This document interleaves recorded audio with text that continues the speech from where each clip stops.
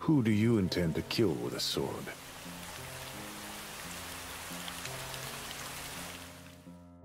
A Norseman should value his honor over his life.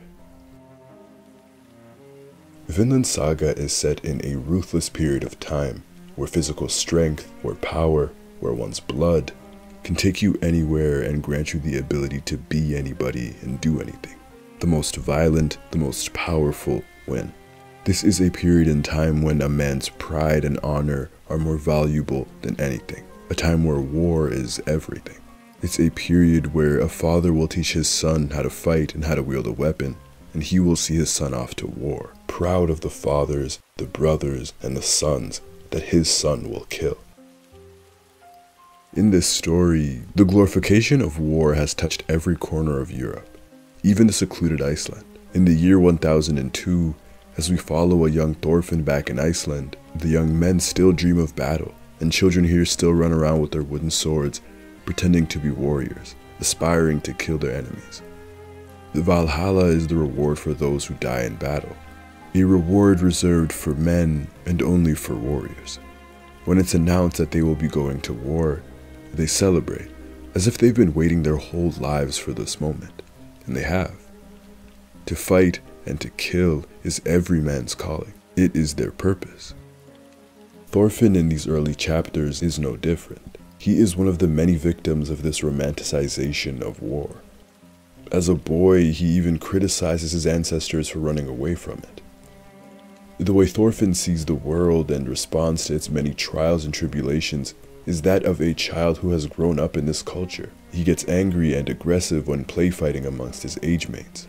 The other adults are impressed when he breaks one of the other kids' arms. A born warrior, they call him, because he has his father's blood. Thorfinn wants to be a warrior so bad. He wants to go on an adventure more than anything. He wants to be respected like his father. So much so that he begs Leif to accompany him on his journey every time he returns home. So much so that he sneaks onto his father's ship as they head into what he believes will be one of the greatest battles he has dreamed of. Thorfinn is but a product of his surroundings. Once our protagonist sees the great Thors die unfairly at 6 years old, he responds as any child who dreams of war could. He vows to avenge his father, and he spends the next 11 years of his life wholly entrenched in his quest for vengeance. He throws away any and all lessons that Thors instilled into him and disregards the family he left behind. Eyes have a great significance in this story, and when Thorfinn's father is taken down by Askeladd, his eyes become one of a man, though only a boy, with hate in his heart, eyes that resemble Askeladd's. Whether it was his father's lingering voice that spoke to him as it did in the first chapter, or just his lust for revenge blinding him to anything other than his goal, Thorfinn wasn't as bad as the other Vikings, but he wasn't a good person either. During one of Thorfinn's first raids, when he is injured on English soil, the young warrior gets nursed back to health by English farmers, and an old lady saves him from local soldiers. As compensation, he warns them about the incoming Vikings, as he burns a nearby shack to signal them. When the farmers don't leave, and Thorfinn sees the old lady again, his look is one of great remorse. This Thorfinn hasn't entirely changed yet, because in that moment his eyes revert to how they were when he was just a child. Such a jarring contrast, as his face and his top are filled with blood, but his eyes are filled with great sorrow. And you realize how tragic this all is. Here Thorfinn is only 10 years old, and he has chosen this cruel life, as the men behind him grin on their way to pillage and kill. Thorfinn then takes a breath, and then his eyes mature once again. They regain that hateful look. I think this was the moment when he flushed any sense of morality that he had down the drain. He then joins the Vikings in their pillaging. It's what he must do to avenge his father, to regain his father's honor at 10 years old. He wasn't as bad as the other Vikings, but still, he killed innocents and pillaged their homes. He didn't partake in any of the sexual assault that the Vikings did, but he still turned a blind eye to it all. There wasn't any joy in his conquest. Unlike Askeladd's band, and yet he continued to follow them because he was so laser focused on his goal. Thorfinn would do anything and ignore any deed, no matter how vile, if it meant being one step closer to killing Askeladd. In the second chapter, the leader of the Vikings says that everyone is a slave to something, and in that very chapter, a slave speaks to Thorfinn, sensing that he and her are alike given his situation. Thorfinn refutes this idea. He calls himself a free man, but the boy has no ideals, no values, and no motives beyond his current goal. Thorfinn has become a slave to vengeance, and Askeladd holds his chain. Askeladd's relationship with Thorfinn is so interesting in this story, as he is such a massive part of Thorfinn's life, and so it makes Askeladd's relationship with the audience in this story rather unique. Askeladd is such a terrible person. He has wiped out entire villages of innocent people. His men do awful, terrible things. They are terrible people. And yet, sometimes it feels like the worst thing he does in this story is manipulate this child. And despite it all, Askeladd becomes hard to hate. Considering his charm, his charisma, his intelligence, it feels so wrong to say it, but Askeladd becomes a father figure to Thorfinn. No matter how badly we want to refute that idea for Thorfinn's sake, and how badly Thorfinn himself refutes that idea. In Ragnarok, Thorfinn dreams of his fallen father, who asks him to protect his sister and mother. Thor also asks him to give up on this quest for revenge, asking his son if he thinks this quest makes him happy.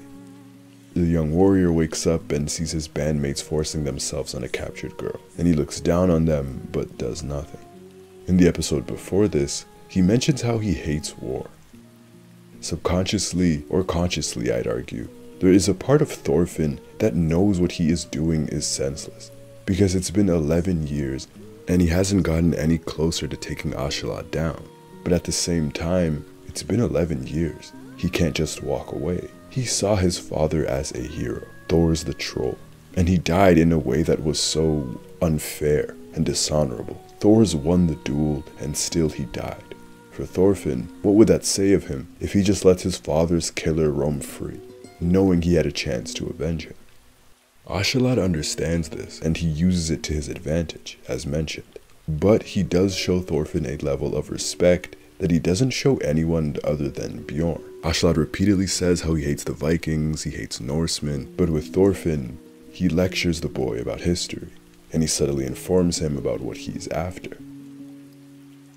In critical moments, he even trusts Thorfinn, like how he entrusts the young warrior to look after Prince Canute. When it's time to fight Thorkel, he nurses the boy back to health while coaching him against the giant. When Askeladd fights his former Viking comrades, Thorfinn aids him without question. The leader of the Vikings doesn't hate Thorfinn the way he hates all Norsemen, because Askeladd never hated Thor's either. In fact, in their soul encounter, Askeladd recognizes Thor's ideals and he respects it immensely. Sure, he might have said he was joking about Thor's leading his band, but there was undoubtedly some truth to it. I think Thor's was a man that he wished he could have been, and after their duel, he tells the troll that he acknowledges him. He respects his wishes and he leaves the boat, and that final look on Askeladd's face when signaling his men to kill Thor's was one of disappointment. Askeladd, after a few years of worrying that he would actually be killed in his sleep as he did to his father, slowly came to understand that Thorfinn truly is the son of Thor's, with the potential to change. And a part of that was the fact that Thorfinn sought out a level of honor in revenge. He says he wants to take Askeladd down in a fair duel. That was his goal, as if there was any honor shown to Thor's when he was shot down. Askeladd recognized Thorfinn's soft streak and tried to use it to stray the boy off this path. But no matter how many times he lost to the Viking, no matter how many visits from Thor's in his dreams, nothing could stray him off this path. Not even a reunion with Leif Erikson, who had been searching for Thorfinn for the past decade, could talk some sense into him. Thorfinn instead continues to choose rage, allowing it to hack away at his memory and his morality. Only a child when he lost his father, he was beginning to lose his father's guidance as well. And as Thorkel points it out, he is embarrassed by it. Embarrassed that he has spent the last 11 years going against every word and action his father taught him, because it only got in the way of his anger and hatred. That, as Thorkel says, he wasted those precious years. Thor's died staying true to his philosophy, believing that he left a lasting message for himself and his own beliefs, and for his son, that his actions did. And yet Thorfinn has thrown it all away, and when Thorkel detects this, it triggers the young warrior. There is nothing inside of him but a waning fury. He has no way of living up to Thor's, and yet he feels like revenge is the only way at this point that he can truly honor his father and make him proud. But Thorfinn can't just go back home now. He hasn't done enough, he says. He can't just go and face his mother and his sister again with nothing to show for it. Masculinity plays a big part in this society, and the way it has been shaped in the Norse world. What does it say of him as a man? As Thor's only son, if he comes home not having restored the honor of their family, the only way his culture has taught him how, he will be branded a coward, someone who ran away, the same way he ridiculed his ancestors when he was just a child. Moreover, will Helga and Ylva, will they be proud of the man they see, a man who's killed and pillaged and plundered, along with the most savage Vikings? And all for what? And while Thorfinn continues on this path with no end in sight, it becomes a bit staggering when you juxtapose Thorfinn's lack of growth with Knut's progress. Knut now has the eyes of a changed man. He doesn't have the eyes of a naive child anymore. He now has the same pitying regard of those who seek a better life. Where Thorfinn only searches for revenge, Knut is offered vengeance by Askeladd for killing his father figure Ragnar, and yet Knut declines. And we see where their paths diverge. We see how alike and yet different they are. Regardless, Thorfinn marches on. He then takes on Askeladd in what would be their final duel, the most one-sided and heartbreaking one. Coming off Bjorn's death generated a certain level of anger for Askeladd, and now Thorfinn is here demanding another duel. Without his weapon, Askeladd embarrasses Thorfinn, and finally tells him about his past, and about his own personal desire for vengeance. How his mother was a slave, and his father was a terrible man, but a powerful king. How ashamed he is of his own blood. Askeladd explains to Thorfinn what real hatred looks like. It isn't respect, it isn't obedience, it isn't honor among warriors, like Thorfinn believes it to be. There is no honor in hatred and vengeance. It is cold-hearted, calculated, and ruthless, just like how Askeladd planned it and killed his father in 2 years. Thorfinn has been around for 11. Askeladd tells him and shows him in their duel that they are not the same, that they are not built the same. Essentially, he is telling Thorfinn to give up on his quest. Askeladd doesn't know what it's like to have a sister and a father who love him. He doesn't know what it's like to have a community working together to care for each other. Askeladd parallels Thorfinn, but he lives as a cautionary tale. They both desired nothing more than revenge, but Askeladd was never able to move on past killing his father. He could never put those nights when his mother yearned for King Artorius to return behind him. He just couldn't do it, because that was all he knew. He didn't have anybody to tell him to become a true warrior, to tell him that he had no enemies. For Askeladd, everyone was his enemy, and he demonstrates that when forced to choose between Wales, his home, his mother, and Knut. He cuts the king down, and he yells at Thorfinn to stay back and allows Knut to kill him, for political reasons of course, but also to free Thorfinn of his burden.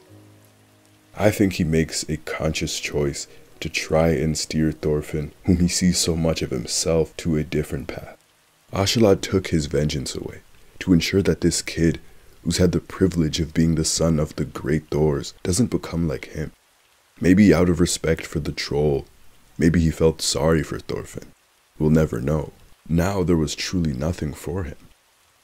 More than the fact that this hatred has brought Thorfinn nothing, it's that it is so taxing to hate someone to the level that Thorfinn did, for as long as he did.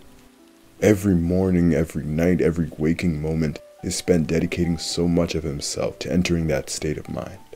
11 years, rage has boiled inside him, now gone in a few seconds. And couple that with the conflicting emotions that Thorfinn has developed towards Askeladd, he's so confused and lost. Thorfinn has come to respect and even see Askeladd as a father figure. He is just a kid who needed guidance, and he got it in the form of this evil, terrible man. For the second time, he's lost a father figure and he could do nothing about it. And to Thor's, he now has nothing to honor him by, nothing to help his soul rest. We know that eyes are symbolic in this story. Eyes that rage, eyes that pity others, innocent eyes. Look at Thorfinn's eyes in this panel, as he watches the reason for his existence slowly bleed out. These are not the eyes of a man who is filled with anger or hatred anymore. No. These are the eyes of a man filled with deep, deep sadness, and worse, emptiness, for so many things in this moment. His identity has become synonymous with vengeance, now he has lost it. Thorfinn has become a man with nothing inside, and he's realized that he's forsaken his father's ideals for a fruitless quest. For his crimes against the prince, Thorfinn becomes a slave, and how he is depicted here gives us an idea of how much he's changed. Thorfinn has always been small, but as a slave, his stature is even more diminished. He's lost a ton of weight, he's been getting crumbs of bread for lunch, and he is so apathetic to his own existence that he won't even ask for more. He's so different now. He used to be so vulgar. As a Viking, he took what he wanted and he only did what benefited him. A slave to no one, he said. Now a lifeless man going through the motions. A man who doesn't even desire freedom. He doesn't even want to go home. Hell, Iceland hasn't been his home for over a decade. He has no home. Thorfinn says something that enslaved people often feel in this series, that some of them say. What's so great about living? Thorfinn asks, what does he have to look forward to? His days are nothing but agony, and his nights are haunted by nightmares. And Thor's words of wisdom now barely reach his memory after 10 years of anger. He doesn't feel worthy of Thor's words now. He is nothing. Thorfinn has reached rock bottom and he is ready to die. Though as his body reacts to Snake, he opens up the possibility of having a subconscious desire to live, and he is now forced to investigate that through the life that he now lives for the first time since becoming a slave. Potter shows him great kindness. Einar continues to treat Thorfinn kindly despite his hatred for warriors. Despite the fact that people like Thorfinn are the reason he is a slave today, the reason he has no family. Still, he sees him and treats him as a friend. These acts are enough for Thorfinn to consider what he gains by living. The fact that Einar has been enslaved his whole life, what good has life given him? And yet, he wants to live. He desires freedom. He is still kind. Einar is able to move past it all. Why? But it's not as easy for Thorfinn. Part of his apathy to his new life is that he hates himself. Thorfinn now despises himself for what he's done in the past decade, and for what he had left behind. I think he despises himself for not being able to hate Askeladd anymore. I think Thorfinn still holds on to some ideals of the Norsemen, because that would make him a coward, right? That he doesn't hate the man who killed his father anymore. He's incredibly self-loathing. Add on the fact that he is good at nothing other than battle, Thorfinn simply can't see himself as a man with any value. Even after a few months of searching for a will to live, for a reason, Thorfinn remains empty. It's been so long that he questions his ability to change, to be reborn. When their wheat gets destroyed, Thorfinn can't bring himself to anger because he feels like he has no right to anger. And in a sense, he is correct. He was the one who spent the last decade of his life looting and pillaging and destroying things that did not belong to him. He feels like this is deserved. And he also feels that he has no right to any positive emotions or feelings of retribution. As he says it, he is an empty man. Sverkel tells him the good part about being empty is that he can fill himself with anything. He has the liberty of choosing the type of man he will be. This is the first step to Thorfinn's true battle. Can he allow himself to be something else? Can he allow himself to begin feeling once again? To fill himself with emotion? But just like he's learning his way around the farm, he too is changing, learning patience, finding direction. He too is regaining his purpose, his will to live. And what I absolutely adore about this story is that the first time he tries to take a meaningful step towards growth, he fails, because growth isn't linear. Thorfinn's relationship with violence is different than anyone else's. Thorfinn has relied on it for so many years. It has become his battery, his fuel. It has caused so much harm to him and his perception of himself. Going to punch the farmhand accomplished nothing. It only brought him back to the world that he was comfortable in.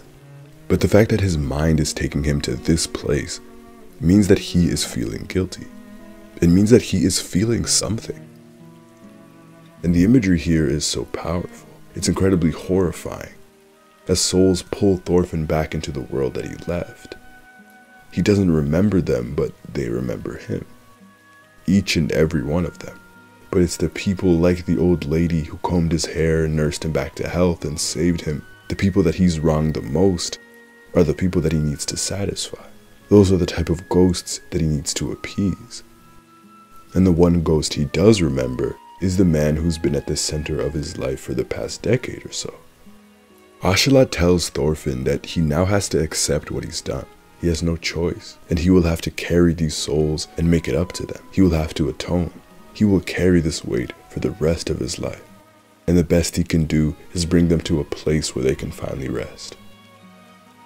And in the panel later on, in this image of the souls, hundreds of them actively tugging on his shirt, pulling his arms down, is one of my favorite panels of the entire series. Because it's such a powerful illustration of how heavy this burden is, and how even one more death, even one more soul, would be too much, he says. But he has to carry them with him, everywhere he goes. And while yes, Thorfinn fears for his life here, his most prevalent emotion is regret. Thorfinn is fully sobbing here. He truly feels for them. Fight your true battle, Askeladd urges him. His true battle is to never forget that place, that nightmare, and to never ever return. The true battle is overcoming himself. It's so difficult to look past an entire society telling you what is right and wrong and glorifying these toxic, violating ideals. That's the battle that Thor's won. And it's the battle that Askeladd was quite aware of, but could never move on from his own past and his own nature. Now, he finally understands his father. What makes a true warrior? He's been asked that by Thorkel. He knows now that a true warrior is not made through the spoils of war. A true warrior is not made through the bloodshed of battle. A true warrior is not defined by their strength or their ability. A true warrior battles man's arrogance and pride and propensity for violence, not with the sword, but with kindness and patience. A true warrior only fights to protect, and they don't kill, and they are strong enough to walk away. Thor's the troll, the strongest warrior in the story, was strong enough to walk away from that life, knowing he had something bigger to protect, something more important. Thor's chose love over pride and honor. That is what being a true warrior is. After these chapters, I finally took notice of how Thorfinn's face had changed, especially the way he's drawn in this panel. This is the first time we ever see Thorfinn genuinely smile, genuinely laugh, 73 chapters in. Thorfinn the Viking's face was so burdened. The lines are always aggressive, he's always bloody and dirty, his hair was never kept. But now, just like Einar calls him a baby for discovering so much of life for the first time, his face reflects his newfound purpose. Now his eyes aren't the angry eyes of the Viking Thorfinn, and they aren't the empty eyes of a man who is nothing. And finally, he now has the eyes of his father, eyes with an earnest desire to live. But what makes Thorfinn's road to redemption so compelling is that he doesn't just stop here. It isn't enough to simply throw down my sword, he says. Atonement is not just words and a change of heart. Those are good starting points, and half the battle is won by desiring change. But the second half is even more challenging. Thorfinn says that a man must raise more grain than he has trampled in his life. Atonement requires action, and it finally all comes together when he comforts Arneid with the promises of Vinland. It's at that moment when he decides to make it his life goal to make Vinland a reality. He promised the souls a place where they can go to rest. He promised Arneid a place where she would have a desire to live. This brand of non-violence that Thorfinn endorses, it's radical and it's outlandish, oftentimes unreasonable. Einar tells him that there is no place in this world without violence, that it's unrealistic. Thorfinn himself knows it's unrealistic. But again, we go back to what Thorfinn has seen, to the reason he is so vehemently against violence. And it's those bodies that pull on his shirt, those souls that plague his sleep. Every single night he still wakes up yelling, even after he's changed. He's so against violence because of what he has done, because of that place that he's visited, the hell of endless slaughter. He is this way because he cannot bear even one more death. Not one more death. He's so repulsed by it. He's so tired of death. And his ideals are challenged constantly. He's put in compromising positions, like when he faces down Canute's army. But to prove his dedication, he withstands 100 blows. When he meets with Canute, he tells him that he will run away. Though he has been absolutely pummeled, the man who hit him is not his enemy. Thorfinn believes that peace cannot be brokered through war, that the peace he seeks is not just a place without violence. It is a place where that hell that he endured does not exist. It is a place where nobody has to carry the burdens of hundreds of souls haunting them, because he knows that the souls weigh you down. He knows that not everyone is as lucky as he is to have escaped that place. Thorfinn's brand of peace and pacifism ensures that that place will never exist. And Thorfinn's brand of peace ensures that everyone will have a desire to live, that no one will question why they are alive. Vinland is a place where anyone and everyone can learn what the reason to live is. It's love, family, fun. These are the pillars to life that so many in their world have yet to experience, where so many have suffered and have lost. Arneid sought out a reason to keep on living. The slave back in the 3rd chapter sought out a reason to keep on living. Both times they were soothed by the visions of Vinland, a place where they don't need to suffer. That is what life is supposed to be. Vinland Saga is set in the most brutal period of history, and yet it is a story about love, forgiveness, redemption, and kindness. A story of resilience. It is the story of a man who has accepted the harm he's done. He's not shied away from it, and now he finally understands that the thing he sought out most, violence and the glory of war, is the very thing that poisons their world. Thorfinn doesn't ever ask anyone to forget his past. He makes it known time and again the man he was. There are people in the story that make him never forget it, that keep him accountable. But he blinds people with his goodness and radiance. When it came time to choose who Thorfinn was going to be, he has chosen what is considered weakness and cowardice in this world. He has tossed his pride aside, and he has chosen a path filled with incredible hardships. Thorfinn understands that choosing love and empathy is the most difficult path. Violence is the easiest, but those who can put their pride to the side, who can walk away, who can be loving and kind, that is the mark of the truly strong. He has finally understood why there is no one he needs to hurt. When Leif and Thorfinn reunite for the 2nd time here on Ketil's farm, Thorfinn refuses to leave Arneid and the fate of the farm in the hands of soldiers. He gives up his chance at freedom to save another. And to it, Leif tells Thorfinn that he is a man now, fully grown. Men are not made through the fires of war and violence. They are not made when they've killed another. Men are made when they choose to help those in need. Men are made when they choose to live as kind men. Thorfinn has now made it his life's mission to create a place where no power can reach. A place no slaver knows. Far to the west, across the great sea, and far, far beyond the horizon. This is the road to true redemption.